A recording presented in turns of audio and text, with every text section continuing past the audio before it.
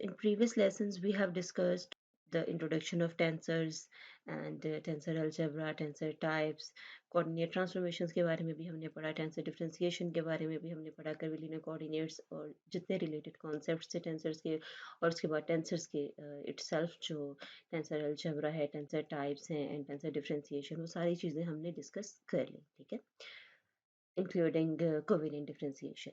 तो अब हम tensors की application के बारे में पढ़ेंगे. So in this regard, in this lesson, we will discuss the applications of tensors in special relativity. ठीक है, सबसे पहले हम special relativity में tensors की application को discuss कर रहे हैं. Firstly, I will tell you briefly about special relativity. हम special relativity के postulates के बारे में briefly just देखेंगे कि वो क्या postulates हैं जिन पर ये theory base कर रही है, ठीक है. In 1905, Albert Einstein proposed the special theory of relativity based on three simple postulates. ठीक है, 1905 में Albert Einstein ने special theory of relativity propose की और उसके three simple postulates थे. The first one is the principle of relativity. And what is the principle of relativity? The laws of physics are the same in all inertial frames of references. ठीक है, inertial reference frames. अब ये reference frame क्या होता है और inertial reference frame क्या होता है, इसको हम अभी definition इसकी देख लेते हैं.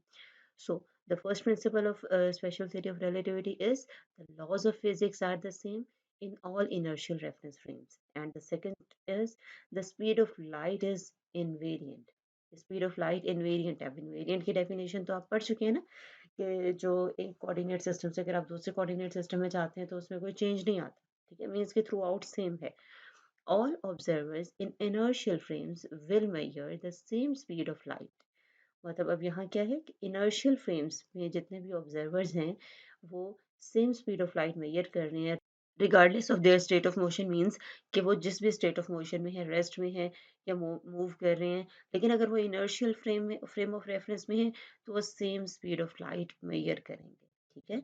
And the third postulate is uniform motion is invariant, कि अगर कोई बॉडी यूनिफॉर्म मोशन में है तो वो भी इनवेरिएंट है, ठीक है. A particle at rest or with constant velocity in one inertial frame will be at rest or have constant velocity in all inertial frames. Means कि अगर एक फ्रेम ऑफ रेफरेंस में एक बॉडी जो है वो रेस्ट में है या कांस्टेंट वेलोसिटी से मूव कर रही है और आप उसको किसी दूसरे फ्रेम ऑफ रेफरेंस से ऑब्जर्व करें और वो भी इनर्शियल फ्रेम ऑफ रेफरेंस, तो आप उसकी मोशन जो है वो इनवेरिएंट होगी, वो आपको रेस्ट में ही नजर आएगा वो, या वो उस आपको कांस्टेंट वेलोसिटी से मूव करता हुआ नजर आएगा, ठीक है. These are the three postulates. The first one is principle of relativity, and the second one is the speed of light is invariant, and the third one is uniform motion is invariant, ठीक है. So see, what is the frame of reference? The frame of reference is defined as any coordinate system with respect to which we can study the motion of another object.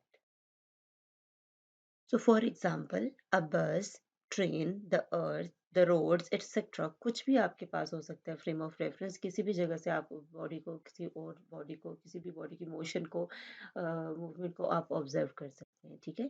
तो frame of reference आपके पास कोई भी चीज़ हो सकती है, room हो सकता है, स्कूल हो सकता है, आपका क्लासरूम हो सकता है, ठीक है, एनीथिंग. तो frame of reference is defined as any coordinate system. जहां आप कोई कोऑर्डिनेट सिस्टम एक डिफाइन कर दें कि ये कोऑर्डिनेट सिस्टम है, ये ओरिजिन है, हम ले रहे हैं, तो ये हमारा फ्रेम ऑफ रेफरेंस है. इस फ्रेम ऑफ रेफरेंस के रिस्पेक्ट हम बॉडीज की मूवमेंट को, मोशन को ऑब्जर्व करेंगे. तो ये बेसिकली फ्रेम ऑफ रेफरेंस क्या है कि आप एक कोऑर्डिनेट सिस्टम डिफाइन करें, that this is a coordinate system with respect to which we observe the motion of other objects, ठीक है. तो वो आपके पास कोऑर्डिनेट सिस्टम होगा. इनर्शियल फ्रेम ऑफ रेफरेंस अब क्या होता है?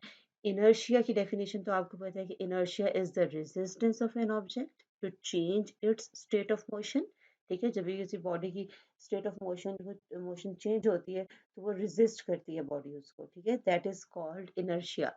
सो इनर्शियल फ्रेम ऑफ रेफरेंस आपके पास क्या होता है? नॉन एक्सीलरेटिंग फ्रेम्स, जो एक्सीलरेट नहीं करते, वो फ्रेम्स जो एक्सीलरेट नहीं करते, या वो रेस्ट में है, या अगर मूव भी कर रहे हैं तो यूनिफॉर्म वेलोसिटी के साथ, उनकी वेलोसिटी चेंज नहीं हो रही. And secondly, Newton's first law and other laws of physics are valid. जो न्यूटन का फर्स्ट लॉ है and Newton's first law and other laws of physics are valid. So what is the Newton's first law? That a body continue its state of rest or uniform motion until an external force is applied, ठीक है। तो ये जो Newton का first law है, और भी जो लॉज हैं फिजिक्स के वो हमारे पास वैलिड हो, और फ्रेम जो है वो नॉन एक्सीलरेटिंग हो, तो उस फ्रेम को हम कहते हैं कि फ्रेम जो है वो इनर्शियल फ्रेम ऑफ रेफरेंस है।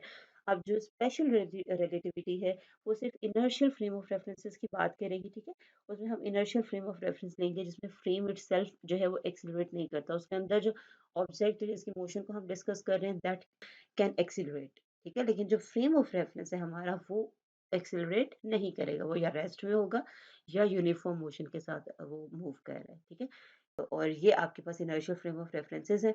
जो पोस्टुलेट्स है स्पेशल थ्योरी ऑफ रिलेटिविटी के, उसमें भी इनर्शियल फ्रेम ऑफ रेफरेंस की बात हुई है, या इनवेरिएंट की बात हुई है, उसकी डेफिनेशन आप पढ़ चुके हैं, ठीक है। तो ये आपके पास basically for example inside a bus moving at constant velocity the ball inside it, ठीक है। अगर आप बॉल की मोशन को ऑब्जर्व करेंगे तो वो जो फ्रेम ऑफ रेफरेंस आप ले रहे हैं बस वो यूनिफॉर्म वेलोसिटी के साथ मूव कर रहे हैं, तो वो आपके पास एक इनर्शियल फ्रेम ऑफ रेफरेंस है। इस तरह से कोई भी इनर्शियल फ्रेम ऑफ रेफरेंस आपके पास हो सकता है जो रेस्ट में हो या यूनिफॉर्म वेलोसिटी के साथ मूव कर रहा है।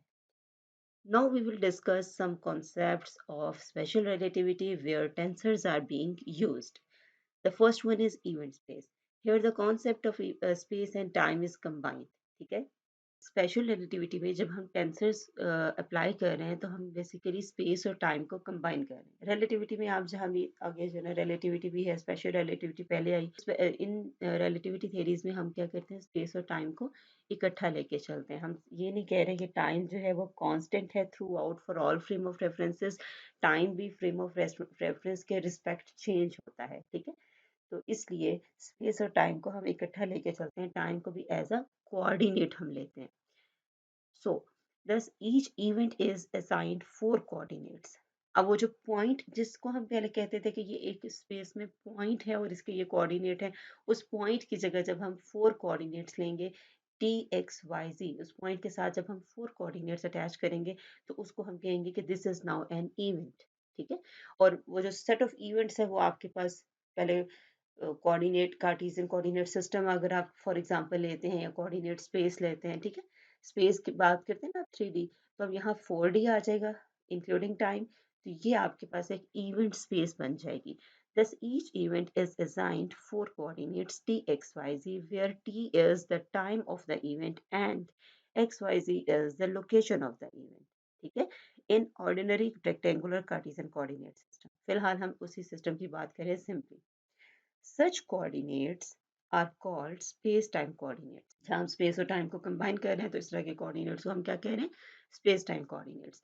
और इवेंट स्पेस क्या है, an event space is an R four space, ठीक है, फोर डायमेंशनल स्पेस है whose points are events, simply वही जिसमें आप एक पॉइंट के साथ एक उसके कोरिस्पॉन्डिंग टाइम को भी अटैच कर रहे हैं कि इस फ्रेम ऑफ रेफरेंस के साथ हमने ऑब्जर्व किया तो ये इस पॉइंट की लोकेशन है, ये इसके स्पेशल कोऑर्डिनेट्स हैं और ये टाइम है। तो वो जो कंबाइन एक फोर कोऑर्डिनेट्स आएंगे जो हम अटैच कर रहे हैं एक इवेंट के साथ, वो सेट ऑफ इवेंट्स जो हैं वो मिलके एक इवेंट स्पेस बना देंगे। So these are the event coordinates. उसको आप इस तरह से इंडेक्स नोटेशन में लिख सकते हैं एक्स आई, वेयर एक्स आई, अब ये जो आई है इसकी वेरिएशन क्या है, 0 1 2 3, where 0 corresponds to time coordinate, ठीक है। X 0 corresponds to time coordinate, इसको हम x naught भी कह सकते हैं, x naught correspond to time coordinate and this is these are the spatial coordinates, means कि ये space के corresponding उसकी position को उसकी location को बता रहे हैं point की, where x naught is equals to ct and c यहाँ पर speed of light है, this is the temporal coordinate, ठीक है। ये आपने याद रखना। स्पेशल रिलेटिविटी में अब आप चीज़ों को डिस्कस कर रहे हैं तो अब आपके पास क्या है कि आपने